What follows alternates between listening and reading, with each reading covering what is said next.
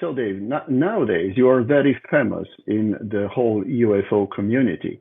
But let's go back a bit and please tell us the basic reasons that made you decide to come forward in the open with your exclusive declarations.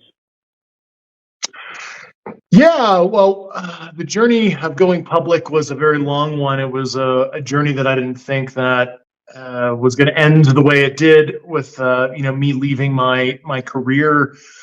I reported that information to the Inspector General back in 2022 because I saw the UAP task force was not being afforded access to these programs that I uncovered through witness interview, document review, etc. And based on reprisals I was facing, it was most prudent for me to, for my own protection, submit a whistleblower complaint with the Intelligence Community Inspector General. That ran its course. I provided the Intelligence Committee's information in late 2022, but I saw the writing on the wall where I wasn't going to be able to affect change and kind of pressure the investigation that would have been necessary to break open these programs for further study within the government. So I took it upon myself. I looked around and I was the only one out of my small contingent of colleagues that had kind of the right opportunity to go public. And I decided that made the most sense so I could use the levers of public pressure to hold the legislative branch and the executive branch accountable in the U.S. I saw internally there was no way that this issue was going to be self-policed within the U.S. government. So I needed to go up on the outside to hold them accountable. Good. And specifically, I would like to know, did you experience any kind of problems for what you have publicly declared? There were some high-level officials in some former agencies I worked for that were very unhappy to see my face on television, and some of the pushback I got after I went public is I have told Congress that behind closed doors, and the Department of Defense Inspector General are looking at some of the reprisal aspects after I went public as well, because there's some things that Congress may disclose in the future about certain elements of the U.S. government that were unhappy with me going public. So could you tell us, Dave, as far as you are told and as far as you can, of course, how many UFO or UAP crafts are in possession of the U.S. government? I was presented those specific numbers in a classified environment, and I did provide those metrics to authorities. Like I said on News Nation, it is quite a number. I'll just say it's double digits. The exact numbers I did not clear through pre-publication and security review. And furthermore, some of the more specifics, as I've said in a recent interview on a YouTube channel called Yes Theory, it really should be the U.S. president and other officials that provide the more detailed disclosure, because I don't have all the data. I don't know what some of the ramifications are with certain things. And you have to remember, giving out specific metrics or numbers, foreign intelligence services, Russia, China, etc.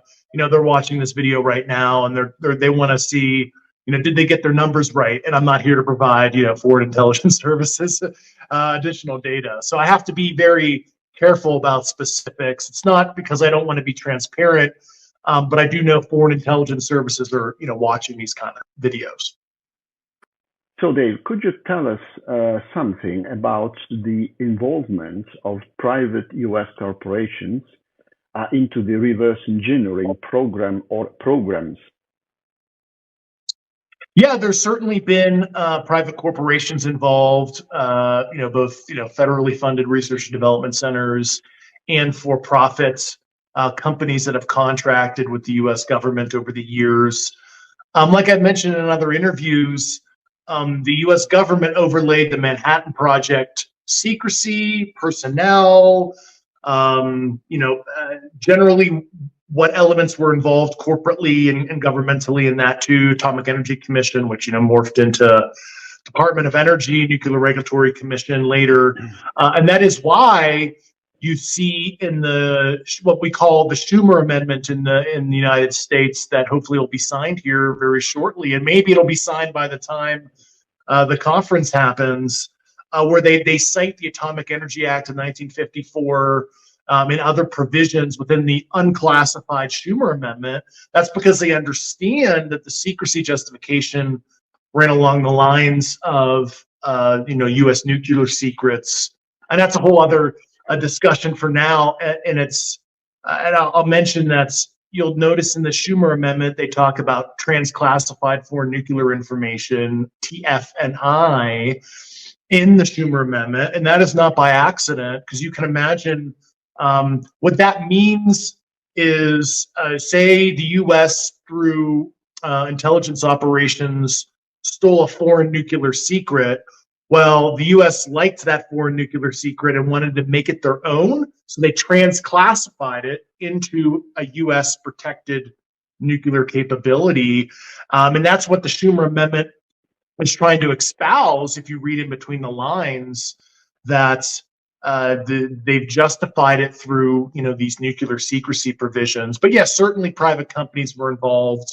The specific ones I did provide to the congressional committees and the Inspector General, down to specific facilities I am aware of, down to the address, right, where they exist. And also I had the individuals that firsthand worked on the program provide that disclosure and interview with the Inspector General as well. So it wasn't just coming from me. So Dave, are you aware, or can you confirm the fact that murders have been committed for the purpose of maintaining secrecy on everything concerns the UFO/UAP subject? I don't have any personal knowledge, but of the 40 people we did interview, I'd say about 10 to 12 of them had concerns about wet work, murders in the past, people going missing in their workplace. I certainly had some disturbing things happen to me in my personal life from a physical intimidation perspective, which I reported to my agency's counterintelligence element when I was still in government. Obviously, I was never physically harmed, but I certainly saw signatures of what I thought was illicit extra-governmental activity as it related to intimidating me and some of my other colleagues. Just was very, very disturbing and upsetting information. So I don't have any personal knowledge of that kind of stuff, but I did talk to firsthand witnesses who had very high credentials, that were government officials, that did espouse that concern of illicit wet work and other physical intimidation type activities. So I don't believe that they were lying. So I feel like that is a genuine concern, and I would, champion an investigation to see if that is true. As you know, in 1971, when I was a lieutenant of the Italian army, serving in an elite NATO unit with atomic missiles in northern Italy, I was asked by 2 United States Army officers if I was aware that the United States had recovered crashed UFOs and the bodies of their pilots as well. So, in any case, you can confirm that the same kind of declarations that you publicly provided have been provided in classified environment by other military or intelligence officers? Yes, those same facts were confirmed to me by people with firsthand knowledge that worked on those programs, that there have been crashes and we've retrieved craft and biological material, bodies, if you will, like I've stated previously publicly. Yeah. Can you provide at least an estimate of how many whistleblowers have come forward? Yeah, so I believe there was a news article lately that discussed, I think it was like 28 or 30 came forward to the All Domain Anomaly Resolution Office, ARROW. And I, of course, am not involved in that part, but that's the numbers that I saw in a news article lately. But in terms of how many have come to the Intelligence Community Inspector General, I'd say about a dozen or so. Some of the whistleblowers I don't personally know, so I don't know who in addition they may have brought forward as well, either to back up their claims or to file independent complaints. But it's certainly not just me. I just was the one that took it for the team and went public. But there's certainly, at least a dozen or so of people behind the scenes like me, but also those that actually worked on the program firsthand, that touched the craft, if you will. So you can indirectly confirm at least part of what the late Colonel Philip Corso wrote in his The Day After Roswell book concerning the reverse engineering operations being operated by private corporations with materials provided by the military? Yes, at least at the very least. I mean, I can't verify his whole story. Of course, I think he died in 1998. I think I was 11 or 12 years old then. But certainly the U.S. government, if they had custodianship, they would give some pieces and parts to different private contractors for reverse engineering. At least that general story is true. The other aspects of the story, and if he was specifically involved, I'm not certain. Like I was, obviously never able to interview him or investigate this stuff in the scope of my duties, but generally that statement is true. What about the biological aspect? How many bodies were recovered as far as you were told? Only dead bodies were recovered, or also living biological entities? Certainly the numbers are up there, just the same as crash retrievals. We'll leave it as double digit. And the biologics came in a variety of states and morphologies and all that stuff. But yeah, that's the stuff I can't quite get into publicly. But I encourage the president and others to kind of explain the types of biological recoveries we've had. I encourage the executive branch in our country to inform the world on that. Since decades, we keep on hearing stories of secret United States government ET contacts and pacts and even treaties struck with the ETs. In 2020, the prominent Israeli scientist Haim Eshed also openly confirmed this scenario. Are you by any chance aware of this? And if possible, of course, can you tell us something on this subject? Yeah, I didn't interview anybody that espoused firsthand knowledge about any kind of active communication or interaction with non-human intelligence. Many believe that there was certainly probably an aspect of the program that dealt with that. However, I was not able to interview anybody that had firsthand knowledge. So anything I would say would be rumor and speculation. But I think that is an extremely fair question to ask. And that's a question I would like an answer to as well, because I was never able to interview anybody that had that firsthand knowledge, definitely to make me confident to say anything with any authority. Coming now to the subject that has raised quite a bit of interest here in Italy, that is the so-called Mussolini UFO case. Confirmed before, you mentioned it also by Luis Elizondo. Could you please elaborate on the way you got to know the event, its characteristics, and so on? Yes, some of my interview subjects that I ultimately directed to the Inspector General, they did give me a briefing on all the U.S. involved recoveries that happened over the years, and the Mussolini case that, interestingly enough, is already out there in public vernacular thanks to your work. Uncovering that case, and the 1933 Magenta area crash was one of the events that they talked about, and that was one that I submitted in my DoD and pre-publication review to be able to talk about publicly, because I thought that was a very remarkable international case that would hopefully spurn not just U.S. interest but European interest. And so what's interesting about that crash, this is some stuff I haven't stated publicly, but I did submit it for security review. But so when it came down, when they went to recover it, it had a acorn or bell shaped. But what really happened there is they believe that the original craft was lenticular or saucer, because when it crashed, when they came to recover it, all the edges were broken off around the craft. And so it looked like a bell or an acorn, but really it had additional characteristics that were destroyed when it landed. But Pope Pius XII was involved, and he sent a communique through the OSS, the American OSS, and it ended up going to FDR's desk. But as far as I know, unless the records were destroyed, the Vatican and the Pope Pius XII section of the Vatican Secret Archives, there should be documented evidence.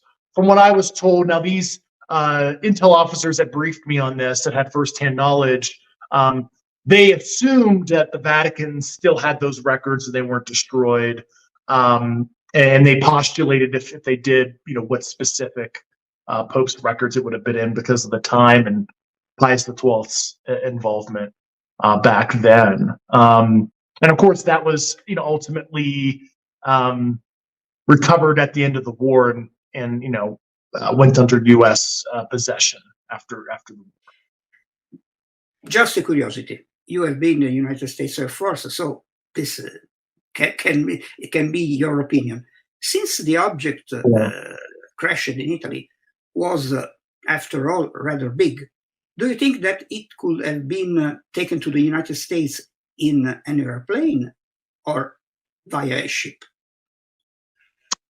I don't recall that they mentioned to me how they brought it back, but if I were to speculate, based on knowledge, of B-29, B-17, C-47 aircraft back then, based on the dimensions that they described to me, it was fairly large, 10 plus meters. So I think it would have had to been a ship, most likely. It sounded too big for any U.S. transport plane that I'm aware of from World War II. That would be my pure speculation, but I don't actually know how they did it. So Dave, can you confirm whether or not bodies were recovered from the 1933 Magenta UFO crash?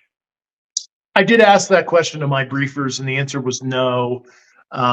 They don't recall any kind of biological material coming with it. It was just an artifact that they recovered. So I'm not aware of any bodies, and they were not aware of any either. David, finally, are you aware of the existence of other original documents, be they of Italian, American, or German origin, connected to the Italian 1933 UFO crash? I would surmise that there's probably records in the FDR classified presidential records in America, but that was research I was never able to conduct myself. So besides that, I'm not aware of any other documentation besides, internal U.S. legacy crash retrieval, documents and other stuff that some of my interview subjects had personal access to in their U.S. government duties. Now, there were other foreign events that they actually provided the intelligence reports to me, and I personally read the reports myself and laid eyes on those documents. But those are different events, not in Western Europe. So Dave, this is going to be the final question of this interview. Could you elaborate on the international dimension of this UFO retrieval and reverse engineering programs, which happened in other countries, of course, as far as you can tell?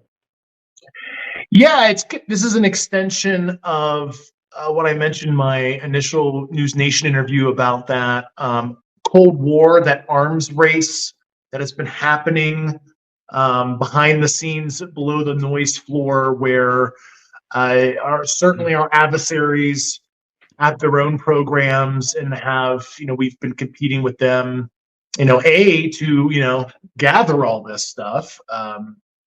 And then B, try to make those engineering breakthroughs that provide weapons development advancements for war purposes. Very little of this technology has matriculated into civil society and all that. So our adversaries certainly have their own programs, and even China, for example, announced that they have their own UAP task force. There was a June 2021 South China Morning Post article where China discusses they're using artificial intelligence and machine learning to evaluate UAP cases. Now, Russia hasn't made a public statement in that regard that I can think of. I mean, they certainly have made some statements in the 1990s, and you are sure very familiar with, but as of late, I think China was the only one to make an official acknowledgement, at least that they have a task force, not necessarily anything else, but certainly with our adversaries, we've been engaged in these activities for a long time. Okay, gentlemen. So we have finished the interview. Thank you very much.